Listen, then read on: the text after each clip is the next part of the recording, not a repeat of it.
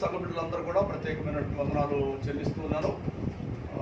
ఈ దినాన ఈ శనివారం ఆత్మకూటంలో ప్రభును స్తుతించడానికి, ప్రభుని గణపరచడానికి దేవుడు మనకిచ్చిన ఈ మంచి సమయాన్ని బట్టి దేవునికి ఎంతో వందనాస్తులమై ఉన్నాము. కనుక మరి దేవుడు ఈ సమయం అంతా దేవుడు మన కొరకు సిద్ధపరచడానికి కొన్ని మాటలను దేవుని యొక్క వాక్యాన్ని మరి ధ్యానిద్దాము. పరిశుద్ధ గ్రంథంలో నుండి కీర్తన గ్రంథము 119వ అధ్యాయము 73వ వాక్యం చదువుకుందాం. కీర్తన గ్రంథము 119వ అధ్యాయము 73వ వాక్యము.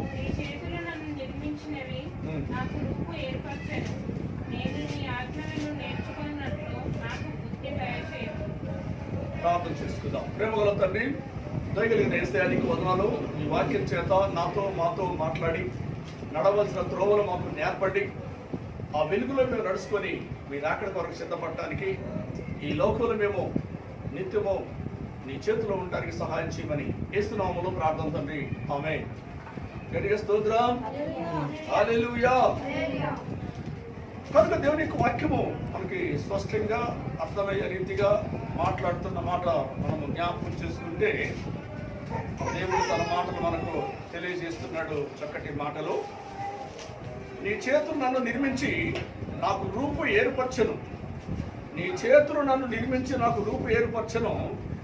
నేను నీ ఆజ్ఞలను నెరవేర్చినట్లు నాకు బుద్ధి దయచేయము అని దేవుడు ఈ వాక్యం ద్వారా దేవుడు మనతో మాట్లాడుతున్నాడు.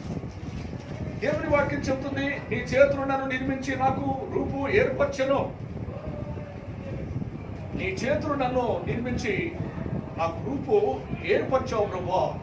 భక్తుడు అంటున్నాడు, నీ చేతులు నన్ను నిర్మించాయి. నా తల్లి గర్భంలో ఉన్నప్పుడే నీ చేతులు నన్ను నిర్మించాయి. నాకు ఒక రూపుని ఏర్పాటు చేసావయ్యా. నాకు ఒక రూపును ఏర్పాటు చేశావు. నీ చేతులను నిర్మించి నాకు రూపును ఏర్పరచావు. నేను నీ ఆజ్ఞలను నేర్చుకున్నట్టు నాకు బుద్ధి దయచేయము అంటున్నాడు. తన స్థితిని జ్ఞాపకం చేసుకుంటూ ఉన్నాడండి. తన స్థితిని ఏంటి జ్ఞాపకం చేసుకుంటున్నాడు. నేను ఎలా జన్మించాను అంటే, నా తల్లి గర్భంలో ఉన్నప్పుడే నీ చేతులతో నన్ను నిర్మించావు. నాకు ఒక రూపుని ఏర్పాటు చేశావు. ఏ రూపుని ఏర్పాటు చేశావు అని మనం గమనిస్తే, దేవుని యొక్క వాక్యంలోని ఆదికాండము 2వ అధ్యాయము 7వ వచనంలో ఒక మాట అంటాడు. చూడండి, త్వరగా చదువుకుంటూ వాళ్ళ సమయాన్ని ముందుకు తీసుకువెళ్దాం.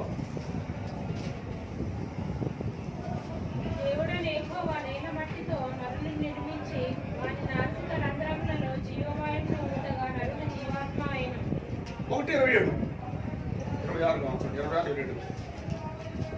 దేవుడు మన స్వరూపమందు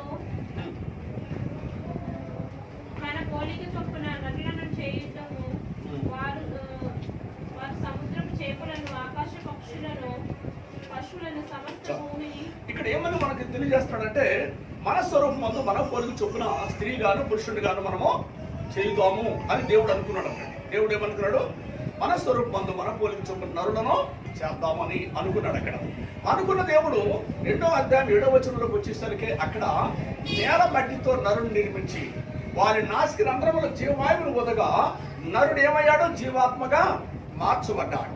అంటే అక్కడ 26లో ఏం చెప్తున్నాడు మనం గమనిస్తే, అక్కడ మన స్వరూపమందు మన పోలిక చొప్పున నరులను సృజిద్దాము, నరులను చేద్దాం అనుకున్నాడు. అక్కడ అనుకున్నాడు. 2వ అధ్యాయం 7వ వచనంలోకి వచ్చేసరికి అక్కడ నరుణ్ణి తయారు చేశాడు. నేల మట్టితో నరును నిర్మించాడు. వాడికి నాసిక రంధ్రాలు పెట్టాడు.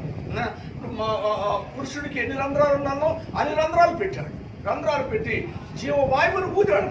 దేవుని యొక్క జీవ ఆత్మను ఆ మట్టి బొమ్మలో పూజినప్పుడు ఆ మట్టి బొమ్మ జీవాత్మగా మార్చబడింది. దేవుని గట్టిగా స్తోత్రం, హల్లెలూయా. అందుకే దావీదు అదే చెప్తున్నాడు. దావీదు చెప్తున్న మాట అదే అంటున్నాడు, నీ చేతులు నన్ను నిర్మించినాయి, నాకు ఒక రూపును ఏర్పాటు చేశాయి అంటున్నాడు. భక్తుడు అంటాడు, నీ చేతులు నన్ను నిర్మించాయ్యా, నాకు ఒక రూపును ఏర్పాటు చేశావు. ఎప్పుడు అంటే, నా తల్లి గర్భంలో ఉండగానే, పిండముగా ఉండగానే నీ కళ్ళు నన్ను చూసెను అని ఇంకోసారి అంటాడు. కనుక రూపును ఏర్పాటు చేశావు. ఏ రూపును ఏర్పాటు చేశావు అంటే, నీ స్వరూపమందు నీ పోలిక చొప్పున నన్ను నిర్మించావయ్యా, నీ చేతులు నన్ను చేశాయి. ఆదాము మొట్టమొదటి ఆదాముని ఎలా చేశాడు అంటే, మట్టి తీసుకున్నాడు, ఒక బొమ్మను చేశాడు. ఆ బొమ్మ చేత్తో చేశాడు, చేయలేదు చెప్పండి? చేత్తో బొమ్మను చేశాడు. ఆయన చేత్తో బొమ్మను చేసి నాసిక రంధ్రాలన్నీ పెట్టాడు అంటాడు. ముక్కు, చెవులు అని రంధ్రాలన్నీ పెట్టాడు. పెట్టి ఆయన దేవుని యొక్క జీవాన్ని, ఆత్మను రెండింటిని కూడా ప్రవేశపెట్టాడు. ఆ రెండింటిని ప్రవేశపెట్టినప్పుడు ఆ మట్టి బొమ్మ జీవాత్మగా మార్చబడి అతని పేరు ఆదాము అని దేవుడు మొట్టమొదటి మనుషుడిని ఆదాముగా పేరు పెట్టుకున్నాడు. అలాగే దావీదుకు ఇక్కడ ఈ భక్తుడి యొక్క విషయం కూడా మనం చూస్తే, నీ చేతులు నన్ను నిర్మించాయి, నాకు ఒక రూపును ఏర్పాటు చేశాయి. గమనిస్తే మనల్ని దేవుడు ఎలా తయారు చేస్తాడంటే, ఆయన స్వరూపమందు ఆయన పోలిక చొప్పున ప్రభు మనల్ని సృజించాడు. నాకు ఒక రూపుని ఏర్పాటు చేసావయ్యా. ఆ రూపు ఏది అంటే, అది నీ రూపంలోకి నీ రూపంలో నన్ను మార్చావు ప్రభు, నీ రూపంతో నన్ను చేసావు ప్రభు అని భక్తుడు చెప్తున్నాడు. దేవునికి స్తోత్రం. హల్లెలూయా. లోకంలో ఉన్నటువంటి అనేకమైనటువంటి మేధావులు కానివ్వండి, అనేకమైనటువంటి సైంటిస్టులు కానివ్వండి, వారందరూ కూడా ఏం చెప్తుంటారంటే, కోతి నుండి వచ్చాడు మానవుడు అని చెప్తున్నారు. ఎక్కడి నుంచి వచ్చాడంటే, కోతి నుండి మానవుడు జన్మించాడు అని చెప్తున్నాడు. కానీ కోతి నుండి జన్మించినట్టే మరి కోతి బుద్ధిలే రావాలి కదండి. కోతికి ఏమైనా మాట్లాడుతుందా? కోతి మాట్లాడటం లేదు కదా. మరి మానవుడు ఎందుకు మాట్లాడుతున్నాడు? ఏమంటే ఎందుకు మాట్లాడుతున్నాడు మానవుడు? కనుక ఈ మానవుడు ఏం చేస్తాడంటే, తన లోక సంబంధమైన జ్ఞానం చేత తాను ఏం చేస్తున్నాడు, ఒక దేవుడు స్వరూపమందు దేవుని పోలిక చొప్పున దేవుడు తన చేతులతో నిర్మించినటువంటి మానవుణ్ణి ఈ సైంటిస్టులు కానివ్వండి, మేధావులు కానివ్వండి, వీళ్ళు ఏమంటున్నారంటే, ఈ కోతి నుండి వచ్చాడు మానవుడు అని కోతి రూపాన్ని మానవుడికి తగిలిస్తున్నారండి. కోతి రూపాన్ని మానవుడికి తగిలిస్తున్నారు. మనము కోతులం అండి? మనం కోతులమా? కోతులం అయితే మనకి ఏముండాలండి? తోక ఉండాలి కదా. మరి తోక ఏమైంది? మనం కోతులం అయితే మనకు తోక ఉండాలి కదా. మరి తోక ఎవరు కట్ చేశారు? ఏ సైంటిస్ట్ కట్ చేశాడు? చూడండి, ఇలాగా మానవులు తాము ఏం చేస్తున్నారంటే, దేవుని స్వరూపాన్ని, దేవుని పోలికను, దేవుని సృష్టిని ఏం చేస్తున్నారంటే, ఒక జంతువులను పోల్చుకుంటున్నారంటే మానవులు తాము ఏం చేస్తున్నారు, దేవుడు అందాన్ని ఏం చేస్తున్నారు, ఒక జంతువుకి, ఒక కోతి రూపానికి పోల్చుకుంటున్నారు. తను తగ్గించుకుంటున్నారు. కోతి రూపానికి వారు మార్చుకుంటున్నారు. దేవుడి గట్టిగా స్తోత్రం చెబుదాం.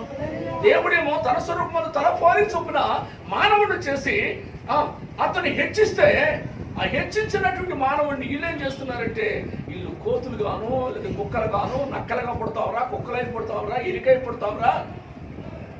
వచ్చే జన్మలో ఏమై పుడతాం? వచ్చే జన్మలో మనము కుక్కై పుట్టవచ్చు, నక్కై పుట్టవచ్చు. వచ్చే జన్మలో మనము వాళ్ళలాగా పుట్టవచ్చు, వీళ్ళలాగా పుట్టవచ్చు. వచ్చే జన్మలో నేను ఎన్టీఆర్ గానే పుట్టాలంటారు. వచ్చే జన్మలో నేను పలానాయనగా పుట్టాలంటారు. వచ్చే జన్మలో నేను మా తాత లాగా పుట్టాలి, రకరకాలుగా అంటారు. వచ్చే జన్మలో పుట్టాలని చెప్పి. రెండో జన్మ ఉన్నదా అంటే, రెండో జన్మ లేదండి. మానవుడికి ఒకేసారి జన్మిస్తాడు, ఒకేసారి చనిపోతాడు అంతే. ఆ తర్వాత తీర్పు ఉంటుంది అంతే. ఆ తర్వాత పరలోకానికి వెళ్ళాలి, లేదా నరకానికి వెళ్ళాలి. అంతేగాని రెండో జన్మ ఎంత మాత్రమో లేదు అండి. మానవులు సృష్టించుకున్నటువంటి ఈ ఆలోచనలు అనమాట, మానవుడు తలపులు అలా పుడతాము, ఇలా పుడతాము. తర్వాత కొన్ని యుగాలు మనము బ్రతుకుతాం అనేటువంటి ఆలోచన మానవుడు చేస్తున్నాడు. కానీ దేవుడు తలపులు కాదు. బైబిల్ చెప్పేటువంటి సత్యం కాదండి. అందుకే దేవుని యొక్క వాక్యంలో దేవుడు అంటున్నాడు, భక్తుడు మనకు చెప్తున్న మాట ఏంటంటే, నీ చేతులు నన్ను నిర్మించినవి, నాకు రూపు ఏర్పాటు చేసినవి కనుక నేను నీ ఆజ్ఞలను నేర్చుకున్నట్టు నాకు బుద్ధి దయచేయము. చూడండి ఎంత చక్కటి మాట. చూడండి, అయ్యా నీ చేతులు నన్ను నిర్మించాయి, నీ రూపంలో చేసావు కనుక నేను నీ ఆజ్ఞలను నేర్చుకుంటానికి నాకు బుద్ధి కావాలి ప్రభువా అని అడుగుతున్నాడండి. సరే, దేవుడు మానవులను సృష్టించినందుకు దేవుడిని ఏమడుగుతున్నాడు అంటే, అయ్యా నాకు బుద్ధి దయచేయండి, నాకు జ్ఞానం దయచేయండి, నీ ఆజ్ఞలను నేర్చుకోవడానికి, నీ సత్యాన్ని నేర్చుకోవడానికి, నీ చిత్తాన్ని తెలుసుకోవడానికి నాకు జ్ఞానం లేదు, నాకు తెలివి లేదయ్యా. నీ చేతులు నన్ను నిర్మించాయి, నీవేనా ఒక రూపుని ఏర్పాటు చేసావు కనుక అంత గొప్ప దేవుడువైన నీవు నాకు జ్ఞానం దయచేస్తే నీ ఆజ్ఞల చొప్పున నేను నడుచుకుంటానయ్యా అంటున్నాడు. కనుక మనం ఎవరు చొప్పున నడుచుకోవాలి చెప్పండి? దేవుని స్వరూపం, దేవుని పోలిక చొప్పున దేవుడు మనం సృజించినప్పుడు, ఆయన రూపానిగా మనం చేసినప్పుడు మనం ఏం చేయాలని దేవుడు కోరికంటే, మనము ఆయన ఆజ్ఞల చొప్పున మనం నడుచుకోవడానికి మనకేం కావాలి? బుద్ధి కావాలి, జ్ఞానము కావాలి, తెలివి కావాలి. అందుకేనండి ఈ దినాల్లో దేవుని స్వరూపం దేవుని పోలిక చొప్పున సృజించబడిన మానవుడు ఏం చేస్తున్నాడంటే, దేవుని జ్ఞానం లేక, దేవుని వివేచన లేక ఏం చేస్తున్నాడు? లోకానుసారంగా తిరుగుతున్నాడు, చీకట్లో జీవిస్తున్నాడు, రకరకాలుగా తన జీవితాన్ని పాడు చేస్తున్న వ్యక్తి మనకు కనపడుతున్నాడు. ఎందుకు? జ్ఞానం లేక. అందుకే ఇక్కడ అంటాడు, అయా నీ చేతిలో నన్ను నిర్మించాయి కనుక, ఒక రూపుని ఏర్పాటు చేసావు కాబట్టి ప్రభా, అయితే నాకు జ్ఞానం దయచేయండి, నాకు బుద్ధి దయచేయండి. నీ ఆజ్ఞల చొప్పున నడుచుకోవడానికి నాకు జ్ఞానం కావాలి, నాకు బుద్ధి కావాలి. ఏమండి? దేవుని చిత్తపక్కన నడుచుకోవాలంటే మనకేం కావాలి? జ్ఞానం కావాలి, బుద్ధి కావాలి. మనకు ఎవరివ్వాలి అంటే దేవుడి వాళ్ళని కోరుకుంటున్నాడు ఆయన. నా సొంత బుద్ధి కాదు, శరీరానుసారమైన బుద్ధి కాదయ్యా, నీ బుద్ధి నాకు దయచేయండి. నీ వాక్యంలో నేను నేర్చుకోవడానికి, నీ సత్యము నేర్చుకోవడానికి, నీలో నేను నడుచుకోవడానికి నీ జ్ఞానం, నీ బుద్ధి నాకు దయచేయమని అడుగుతున్నాడు. దేవునికి స్తోత్రం, హల్లెలూయా. అలాగే దేవుని యొక్క వాక్యంలో మరొక మాట మనం చూస్తేనండి, దేవుని యొక్క వాక్యంలో 64వ అధ్యాయము, యెషయా గ్రంథము 64వ అధ్యాయము 8వ వచనం చూద్దాం. 64:8.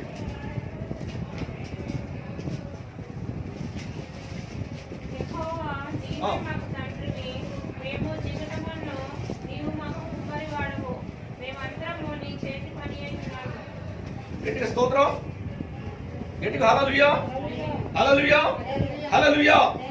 ఇక్కడ మరొక మాట యెషయా భక్తుడు చెప్తున్నాడండి, యెహోవా నీవే మాకు తండ్రివి, మేము జిగుటమన్ను, నీవు మాకు కుమ్మరవాడవు. ఎంత చక్కటి మాట అండి, ఎంత చక్కటి మాట. దేవుని యొక్క వాక్యం మనకు తెలియజేస్తా ఉంది. నీవే మాకు తండ్రివి, మేము జిగుటమన్ను, నీవు మాకు కుమ్మరవాడవు. ఎవరంటండి? యెషయా అంటాడు, అయ్యా నీవే మాకు తండ్రివి. భక్తుడు అంటాడు, నీవే మాకు తండ్రివి, మా శరీరానికి మా ఆత్మకు తండ్రివి నీవే, మేము జిగటమన్ను, నీవు కుమ్మరవాడివే. మేము జిగటమన్ను, నువ్వు కుమ్మరవాడివే. కుమ్మరవాడిగానా తన కుండలు ఎలా తయారు చేస్తాడో అలాగే మమ్మల్ని తయారు చేసినటువంటి మా తండ్రివి నీవే, మా దేవుడు నీవే. ఎంత చక్కటి మాట అండి. అంటే ఎలా పోల్చుకున్నాడంటే యెషయా భక్తుడు అంటే, నీవు మాకు తండ్రివై ఉన్నావయ్యా, మేము జిగటమన్నిటి మట్టిని కుమ్మరవాడు తనకి ఇష్టం వచ్చిన కుండను చేసినట్టుగా నన్ను అలాగ చేశావయ్యా అని భక్తుడు తన స్థితిని, తన స్థితి ఎలాగా నిర్మించబడిందో దాని గురించి దేవునికి చెప్పుకుంటా ఉన్నాడు. నా స్థితి ఎలా నిర్మించబడిందయ్యా, నువ్వు కుమ్మరవాడివయ్యా, నేను ఆ జిగటమన్నయ్యా, నీ చేతి పని అయి ఉన్నాను, కనుక నీవు నాకు తండ్రివయ్యా అంటున్నాడు. మేమందరం నీ చేతి పని అయి ఉన్నాము. ఏమై ఉన్నామండి మనమందరము? ఎవరి చేతి పని? దెయ్యం చేతి పని లేక దేవుని చేతి పని? దేవుని చేతి పని అయి ఉన్నాం. కానీ ఒక జంతువులు మనం కావండి, జంతువులను కాము. జంతువులకు జీవం ఉంది కానీ ఆత్మ లేదు దానికి.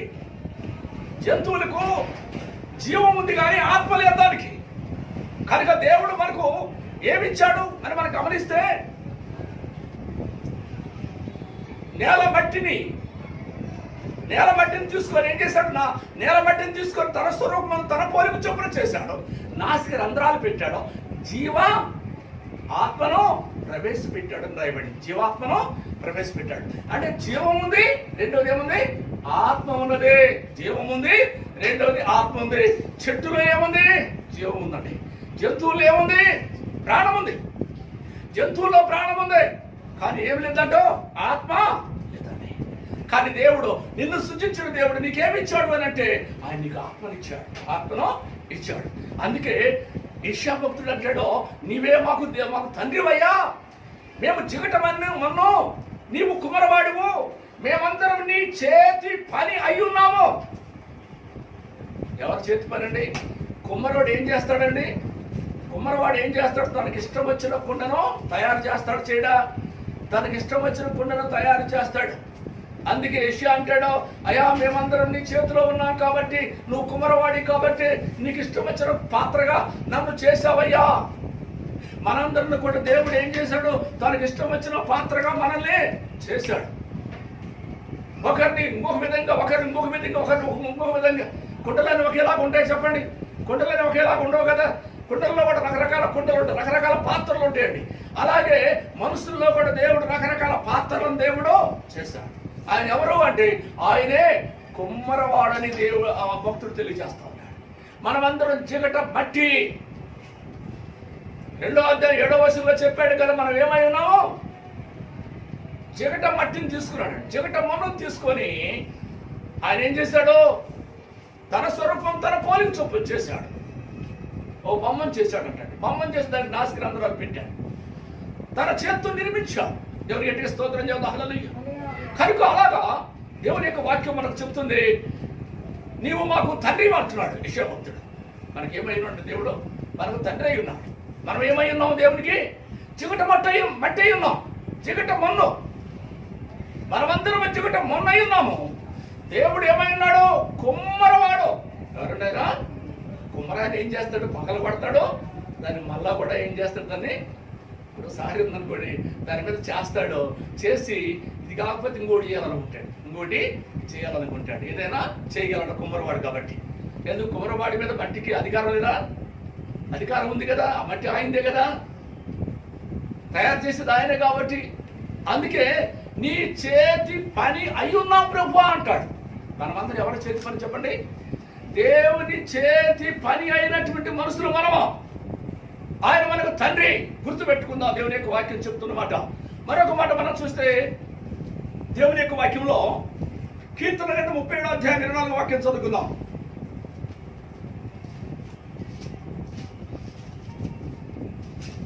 యెహోవా అతని చేయి పట్టుకొని ఉన్నాడు కనుక అతడు నేలను పడినను లేవలేక ఉండడు. ఎంత 37?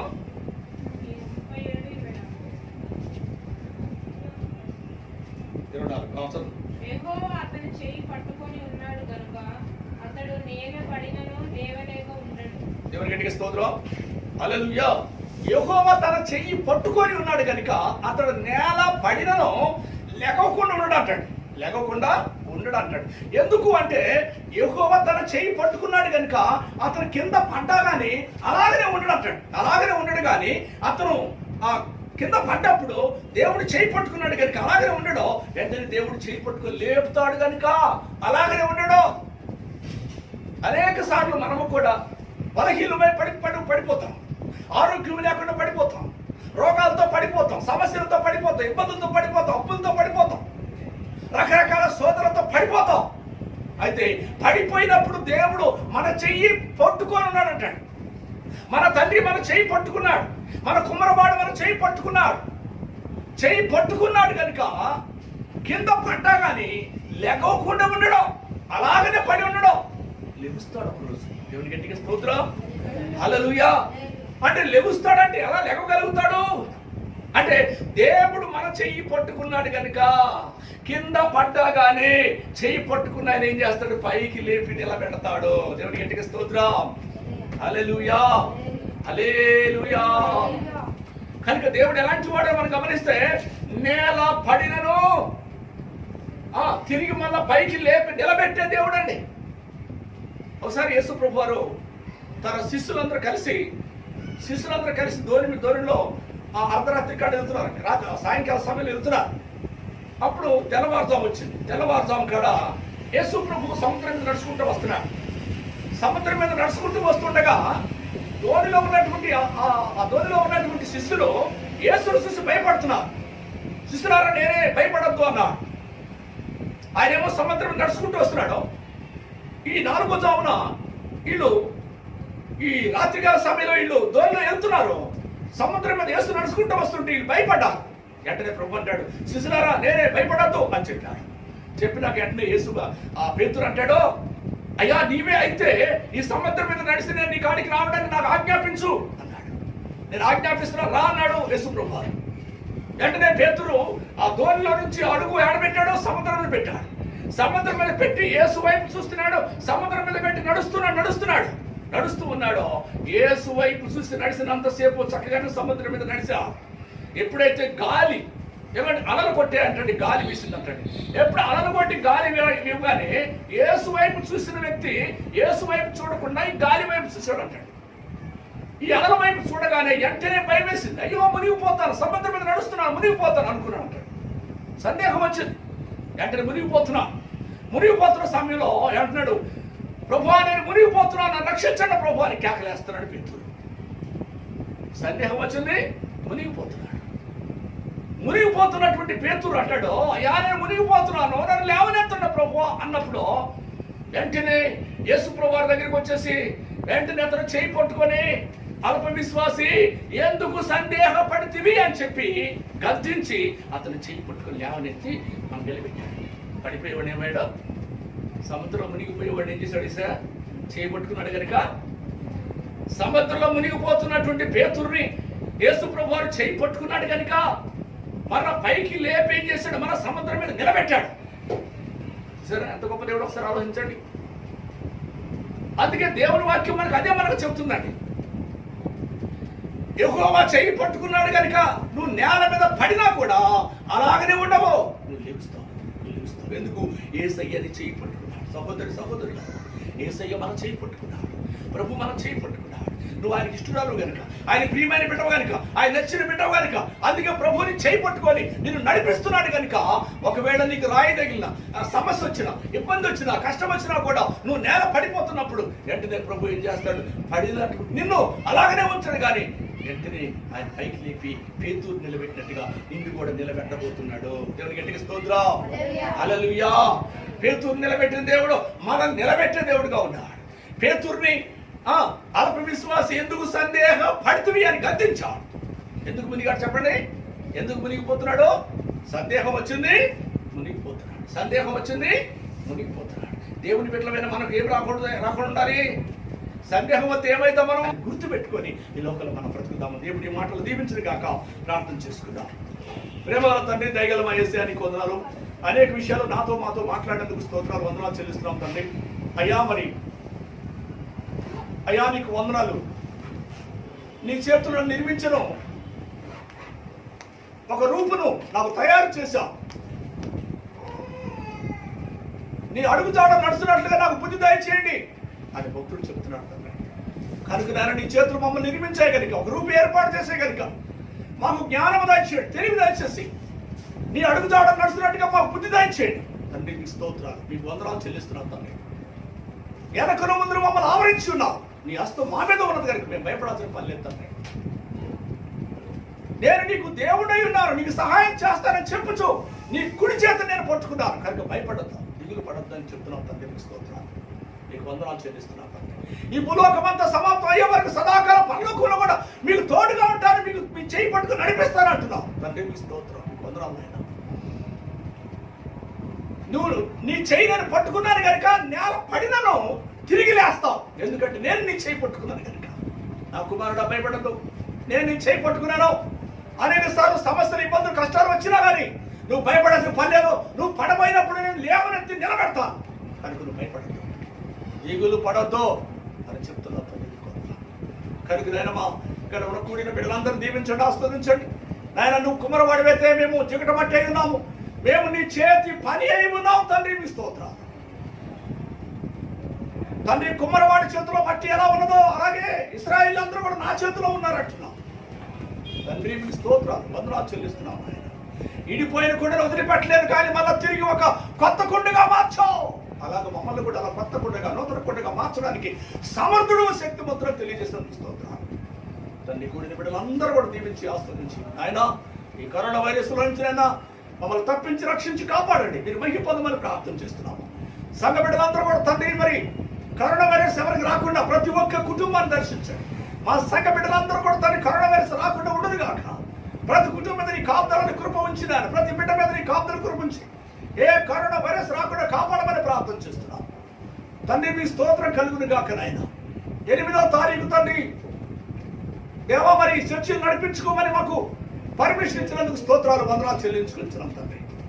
ప్రభువా మీకు వందనాలు అయ్యా. మరి చర్చి నడిపిస్తూ ఉండగా ఏ విధమైన ప్రాబ్లమ్స్ రాకుండా కాపాడమని ప్రార్థన చేస్తున్నాం, రక్షించమని ప్రార్థన చేస్తున్నాం. మా తెలంగాణ ప్రాంతం అంతా కూడా తండ్రి కరోనా వైరస్ లేకుండా పూర్తిగా విడిపించండి. మా దేశంలో కరోనా వైరస్ లేకుండా విడిపించాడు తండ్రి. అన్ని దేశాల్లో కూడా కరోనా వైరస్ లేకుండా విడిపించి మీరే మహిమ ఘనత ప్రభావాలను యేసయ్యా మీరు పొందవాలి. మమ్మల్ని మా కుటుంబాల సంఘ సగబిడ్డలందరూ మీ చేతుల్లో పెట్టుకుంటూ నజరేయుడైన యేసుక్రీస్తు నామములో ప్రార్థన చేసి పెట్టుకొచ్చున్నాం తండ్రి. ఆమేన్. మన తండ్రి అయిన దేవుని యొక్క ప్రేమ, కుమారుడు కృప, పరిశుద్ధాత్మ యొక్క అనిన్య సావాసము ఇప్పుడు ఎల్లప్పుడు సదాకాలం సకల పరిశుద్ధులు కూడిన మనందరికీ దేవుని ఆత్మ నిత్యము తోడై ఉండి ఆత్మ చేత ప్రభు రాకడ పర్యంతరం మనం చేయిపెట్టి ప్రభు నడిపించును గాక. ఆమేన్ ఆమేన్ ఆమేన్. ప్రభు నామములో అందరికీ వందనాలు. Praise Lord. Praise lord.